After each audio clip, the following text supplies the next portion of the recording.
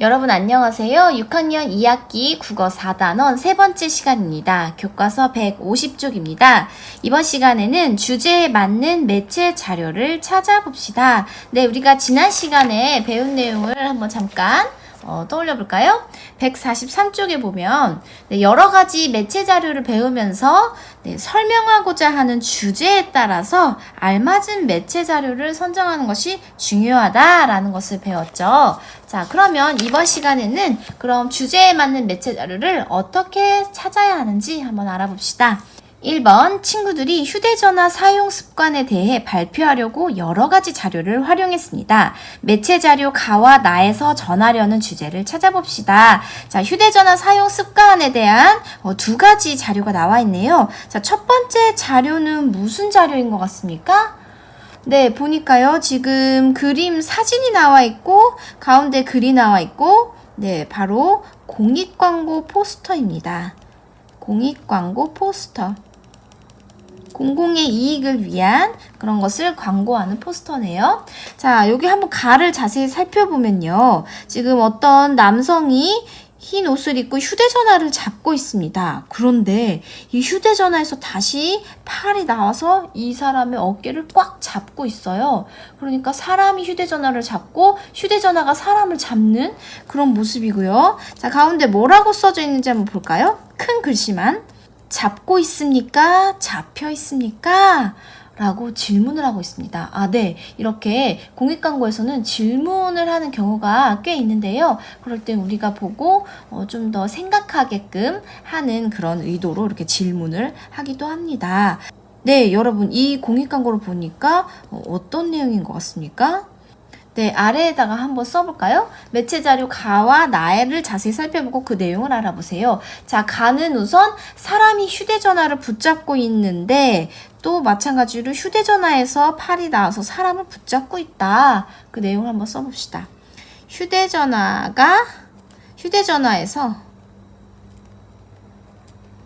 팔이 나와 사람을 붙잡고 있다. 네, 좀 섬뜩한 그런 사진입니다. 그러니까 그만큼 우리가 휴대전화에 이렇게 얽매여 있다라는 것을 표현한 것 같아요. 자, 그 다음에 나를 한번 볼게요. 나는 도표인데요. 도표의 제목을 한번 볼까요? 휴대전화 관련 교통사고 발생, 그리고 다니는 건, 그러니까 교통사고 발생 건수가 나와 있습니다. 2011년부터 매년 2015년까지 이 수치가 나와 있는데요. 자, 여러분 수치가 점점 어떻습니까? 네, 점점 증가를 하고 있네요. 네, 이렇게 도표를 사용하면 변화를 한눈에 쉽게 알 수 있다는 장점이 있습니다. 자, 2011년에는 624건이었는데 2015년에는 1360건으로 2배 이상이 늘었습니다. 이렇게 변화가 얼만큼 됐는지도 알 수 있었네요. 그러면 나의 내용을 한번 정리해 봅시다. 휴대전화 관련 교통사고가 점점 늘어나고 있다. 그렇죠? 여기 점점 늘어나고 있고 그 다음에 또 우리가 알 수 있는 내용은 2011년에 비해 2015년의 발생 건수가 2배 이상 늘었다 라고 정리를 한번 해볼까요? 교통사고 발생 건수가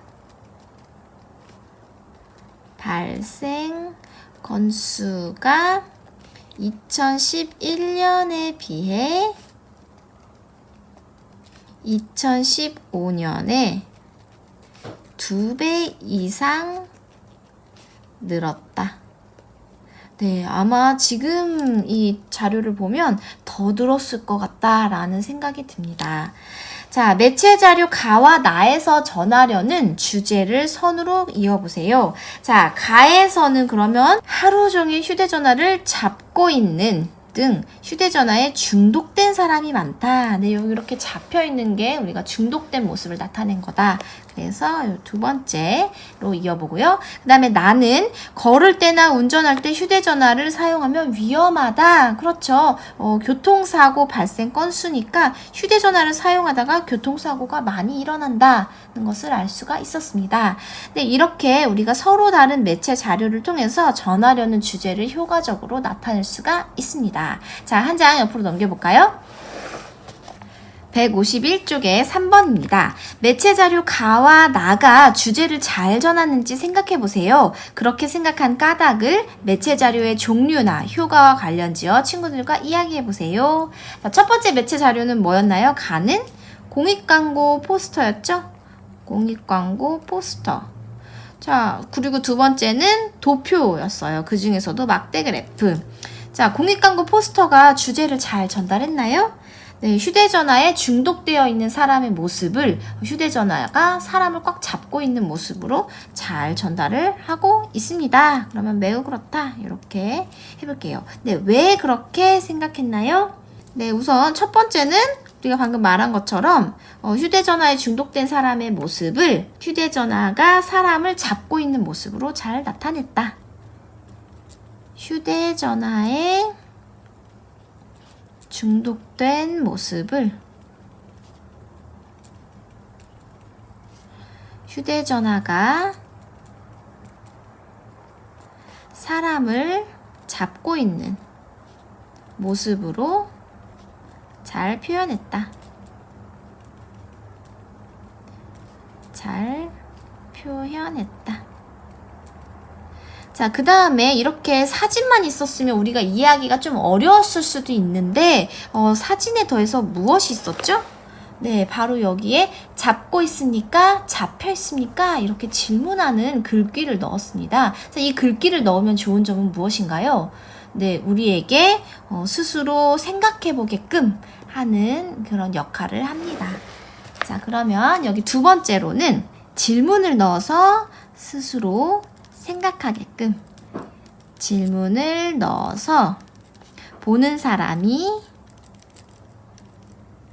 스스로 생각하게끔 하였다. 네, 이렇게 좀 반성을 할 수 있는 그런 장치가 바로 여기 있는 질문이었습니다. 네, 두 번째를 볼게요. 나 도표 제목은 휴대전화 관련 교통사고 발생이었는데요. 이 도표가 주제인 걸을 때나 운전할 때 휴대전화를 사용하면 위험하다라는 것을 잘 전달하고 있나요? 네, 잘 전달하고 있네요. 그러면 두 개 동그라미를 해보고요. 자, 왜 그렇게 생각했나요? 근데 우선 첫 번째로 이렇게 도표로 나타내니까 연도별로 휴대전화 교통사고 발생 건수의 그 변화를 잘 알 수 있었습니다. 도표로 나타내요. 휴대전화 관련 교통사고 발생 추이라고 할까요? 추이를 쉽게 알 수 있다. 네. 자, 여기 이렇게 점점 증가한다는 것을 쉽게 알 수 있죠. 자, 그 다음에는요, 여기에 정확한 수치까지 한 번 더 써줬습니다. 그래서 우리가 정확한 통계까지 알 수 있었습니다. 그러면 두 번째로는 정확한 수치를 적어서 교통사고 발생 건수를 잘 알 수 있다. 발생 추이, 그러니까 변화를 나타내는 거죠. 변화되는 모습뿐만 아니라 정확한 그때그때의 수치까지도 잘 나타냈다. 그래서 이 두 개의 매체 자료가 주제를 잘 전달하고 있다는 것을 알 수 있습니다. 자, 그러면 아래로 한번 내려볼게요. 휴대전화 사용 습관을 소재로 발표하고 싶은 주제와 활용할 매체 자료를 스스로 정해보세요. 자, 여러분들 휴대전화 사용 습관을 소재로 이 안에서 또 어떤 내용을 사람들에게 전달을 한번 해볼까요? 네, 여러 가지가 있겠습니다. 예를 들면 뭐 휴대폰, 스마트폰 중독 예방하자 그런 것도 있을 수 있겠고, 네, 스몬비족이라고 해서 스몬비족 뭐냐면 스마트폰과 좀비를 합친 신조어인데요. 스마트폰을 이용하는 좀비, 그러니까 다른 데도 보지 않고 그렇게 스마트폰만 들여다보는 사람들을 우리가 스몬비족이라고 합니다. 스몬비족이 되지 않으려면 어떻게 해야 하는지 그런 주제도 쓸 수 있고, 또 보행 중에 스마트폰을 사용하지 말자 그런 주제도 있겠고 또 온라인 댓글 예절을 잘 지키자 그런 주제도 되겠습니다. 네, 각자가 원하는 주제를 한번 써보시고요. 그 주제를 잘 전달할 수 있는 매체 자료는 무엇인지 그렇게 정한 까닭은 무엇인지 여기 한번 써봅시다. 네, 선생님은요. 보행 중에 스마트폰을 사용하다가 사고가 참 많이 나요. 그래서 보행 중에 스마트폰을 사용하지 맙시다. 그런 주제를 한번 써볼게요. 사용하지 맙시다. 자, 그러면 이 주제를 나타내려면 어떤 매체 자료를 활용하면 좋을까요? 우선 이 보행 중 스마트폰 사용하지 맙시다. 그거를 우리가 말로 하면 기니까 한눈에 알 수 있게 그런 교통 표지판을 사용하면 좋을 것 같아요. 교통 표지판. 이거는 사진이 되겠네요. 사진. 그 다음에는 보행 중 스마트폰을 사용해서 사고가 난 이 발생 현황 이런 도표를 활용하면 더 좋겠죠? 그래서 보행 중 스마트폰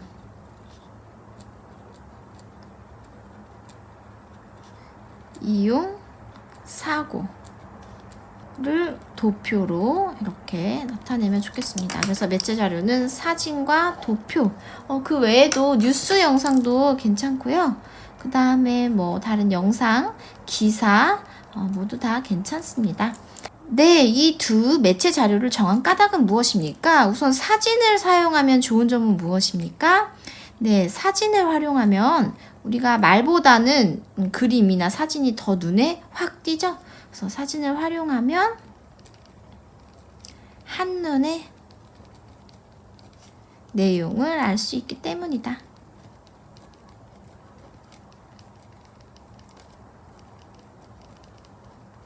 그 다음에 두 번째, 네, 도표로 정리하면 보행 중 스마트폰 이용 사고에 대한 실태를 쉽게 알 수 있죠.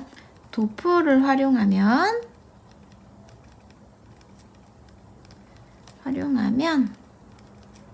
보행 중 스마트폰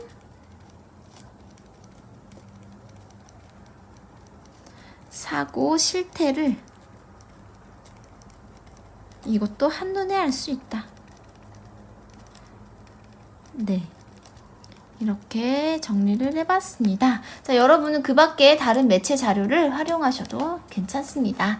자, 그러면 한 장 넘겨볼게요. 152쪽에 2번입니다. 유한이가 어떤 주제를 전하려고 영상을 발표 자료로 활용했습니다. 영상을 보고 물음에 답해 봅시다. 자, 유한이가 활용한 자료는 영상이네요. 자, 여기에 있는 이 영상은요. 온라인 언어폭력, 그 중에서도 능력자 편입니다. 네, 여러분 유튜브에다가 온라인 언어폭력 능력자를 검색하셔도 되고요. 아니면 선생님이 아래 이 더보기란과 댓글에다가 이 링크를 걸어둘 거예요. 그러니까 여기를 꼭 보시고 그 다음에 선생님하고 같이 이 물음을 해결해야 됩니다. 이거를 보지 않으면 어떤 내용인지 어떤 화면인지 구성은 어떠한지 그런 것들을 알 수가 없어요. 그러니까 여러분들이 지금 잠시 동영상을 멈추고 아래 더보기나 댓글에 있는 링크 또는 여러분이 직접 온라인 언어폭력 능력자를 검색해서 유튜브에 영상을 꼭 보도록 합니다. 꼭이요. 네, 잘 보셨나요? 자, 그러면 이제 선생님하고 물음을 한번 답해 봅시다. 자, 그리고 이 동영상에는 해설이 나와 있는데요. 그 해설 부분은 선생님이 한번 읽어주도록 할게요. 먼저 첫 번째. 당신은 능력자입니다. 손가락만 까딱하면 누군가를 울릴 수도, 아프게 할 수도, 포기하게 할 수도 있습니다. 하지만 당신은 누군가를 기쁘게 할 수도, 행복하게 할 수도 있으며 다시 뛰게 할 수도 있습니다. 손가락만 까딱하면. 온라인 댓글 당신은 어떻게 쓰시겠습니까? 라는 내용이었습니다. 그럼 아래에 있는 물음을 답해 볼게요. 1번. 가장 인상 깊은 장면은 무엇인가요? 자, 여러분이 생각했을 때 어떤 장면이 가장 인상 깊었나요? 네, 선생님은 여기 조그만한 이렇게 손가락에 망토를 이렇게 휘날리게 한 모습이 인상 깊었고, 또 손가락 하나만 까딱하면 이렇게 손가락이 악마가 됐다가 또 천사가 될 수도 있다. 그런 내용이 인상 깊었습니다. 각자 인상 깊은 장면을 여기에 정리해 봅시다. 선생님은 손가락 하나만 까딱하면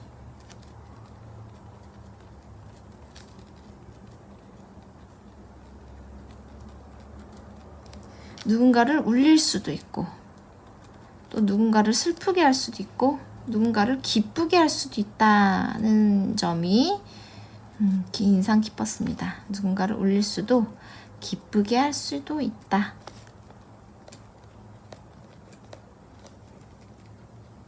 는 그 장면이었습니다. 네, 정말 여러분의 이 작은 손가락 하나가 다른 사람에게는 큰 영향을 끼치니까 그만큼 여러분들이 조심하셔야 합니다.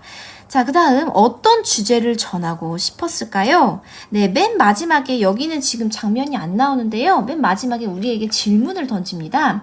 온라인 댓글, 당신은 어떻게 쓰시겠습니까? 라고 질문을 던지는데요. 네, 그걸 통해서 우리가 주제가 뭐라는 걸 알 수 있습니까? 온라인 댓글을 쓸 때는 네, 듣는 사람, 보는 사람의 마음을 고려하자. 네, 정리를 해볼게요. 온라인 댓글을 쓸 때에는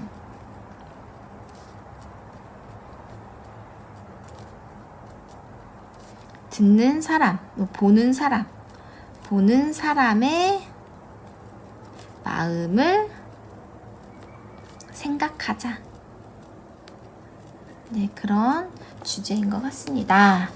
자, 그러면 이제 어떤 장면, 어떻게 구성했는지, 또 음악이나 소리는 어떠했는지, 자막이나 해설은 어떠했는지 알아볼 건데요. 여러분이 다시 잠깐 멈추고 짧은 영상이니까 한 번 더 살펴보고 오는 것을 추천합니다. 네, 그러면 한 번 더 살펴보고 오세요. 그러면 153쪽을 보겠습니다.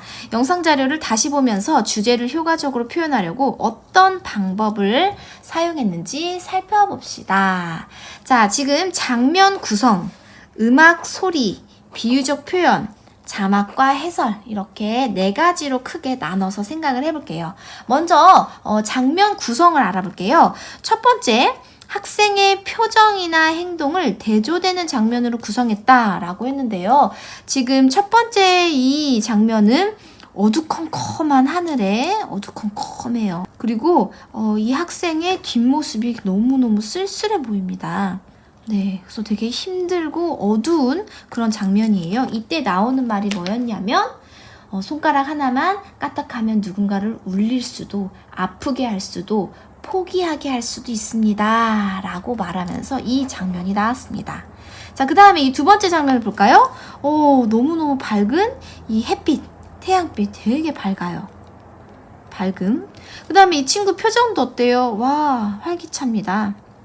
활기차고 막 뛰어가고 있어요. 뜁니다. 되게 에너지가 넘치는 그런 장면인데요. 그때의 해설은 뭐라고 하냐면, 하지만 당신은 누군가를 기쁘게 할 수도 행복하게 할 수도 있으며 다시 뛰게 할 수도 있습니다. 네, 그 다음에 다음 장면을 한번 볼게요. 이 사진에서는 이 손가락이 망토를 두르고 있는데 어떤 색 망토를 두르고 있나요? 검은색 망토를 두르고 있어요. 그 다음에 배경도 어때요? 천둥번개가 곧 칠 것 같은 그런 어두컴컴한 배경이죠. 여기에 있는 지금 이 손가락의 눈 모양도 이렇게 위쪽으로 이렇게 째진 무서운 이런 표정을 짓고 있습니다. 어때요? 안 좋은 댓글을 달 때 이렇게 악마로 변한다. 그 다음에 여기 두 번째 보니까 파란 하늘에 또 파란색 망토를 두르고 있고, 여기 있는 표정은요, 배트맨, 스파이더맨 을 이렇게 형상화할 수 있는 이런 얼굴을 하고 있습니다. 자, 그래서 댓글을 예쁘게 잘 달 때는 이렇게 천사로 변하는 손가락, 악마로 변하는 손가락을 나타내고 싶은 것 같아요. 그래서 여기 장면을 정리해 볼까요? 자, 손가락 망토의 색깔이나 배경의 색깔을 다르게 해서 어떤 댓글을 쓰는지에 따라 이 손가락이 달라진다라는 것을 표현하고 있습니다. 손가락 망토와 배경 색을 달리해서 어떤 댓글을 쓰는지에 따라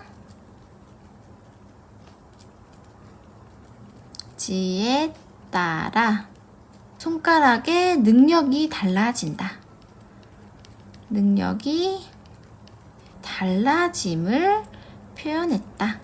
네, 우리 이 공익광고의 제목이 아까 뭐였어요? 온라인 언어폭력 능력자였죠? 그 다음에 음악이나 소리를 한번 볼게요. 자, 이렇게 어두컴컴한 손가락이 나쁜 능력을 쓸 때에는 배경음악이 되게 낮게 깔리고 무거운 느낌의 배경음악을 사용했고요. 그 다음에 좋은 댓글, 이렇게 밝은 화면과 파란 화면을 쓸 때에는 배경음악이 되게 밝았습니다. 또 거기에다가 해설을 하는 사람의 목소리도 무거웠다가 이 부분에서는 되게 밝고 경쾌했습니다. 자, 그러면 나눠서 써볼게요. 나쁜 댓글을 쓰는 장면에서는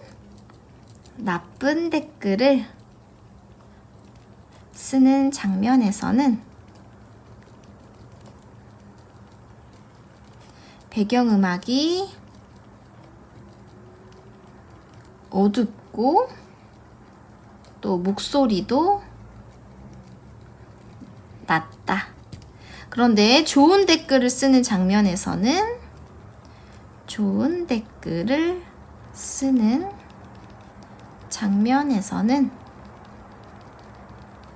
배경음악이 밝고 경쾌하고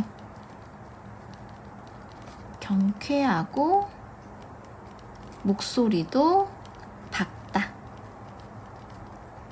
네, 이렇게 확실하게 대조를 주니까 우리가 어떤 점을 집중해서 봐야 되는지 알 수 있습니다. 자, 그 다음에 비유적 표현도 있었네요.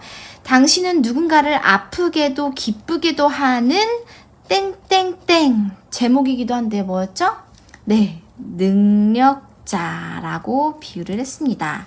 또 상대에게 영향을 주는 댓글을 다는 뭐뭐를 악마 또는 천사의 모습으로 비교했다. 네, 뭐였죠? 악마가 되기도 하고 천사가 되기도 하는 것은 바로 이 손가락이었습니다. 손가락을 악마, 천사로 비유했다.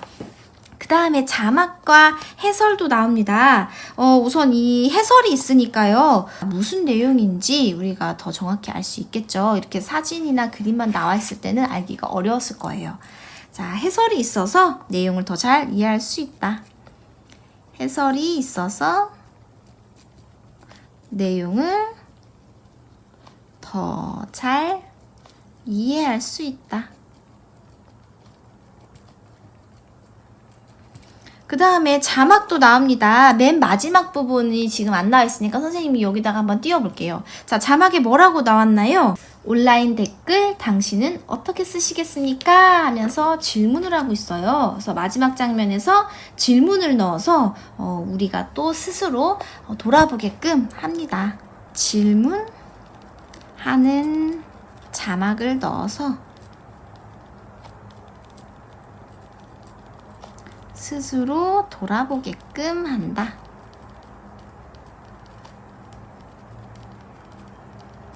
네, 이렇게 장면 구성과 음악 소리, 비유적 표현, 자막 해설까지 알아봤습니다. 자, 아래를 볼게요.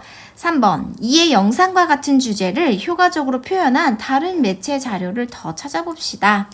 언어폭력 피해를 다룬 도표를 찾아봐야겠어 하고 또 다른 자료를 찾아볼 수 있겠습니다. 네, 선생님이 한 가지 또 이렇게 스마트폰에 관련된 영상을 봤는데요. 마찬가지로 공익광고협의회에서 나온 영상이에요. 공익광고협의회의 제목은 스마트폰 중독 땡땡 묵념입니다. 여러분, 묵념이 뭔지 아시죠? 네, 우리가 순국 선열에 대한 묵념하면 고개를 숙이고 우리나라를 위해 희생하신 분들을 생각하는 그런 것도 우리가 묵념이라고 하는데 스마트폰 중독과 묵념이 무슨 연관이 있을까요? 네, 여러분, 묵념을 하면 어때요? 고개를 푹 숙이죠. 근데 우리가 스마트폰을 볼 때 어떻습니까? 고개를 푹 숙이죠. 그래서 이 영상을 한번 보시면 왜 묵념으로 비유를 했는지 여러분 아실 수 있을 겁니다. 네, 아래 더보기란과 댓글에다가 링크를 달아둘 테니까 한 번씩 보시면 좋겠습니다. 네, 이렇게 해서 오늘 수업은 여기까지 마치도록 하겠습니다. 수고하셨습니다.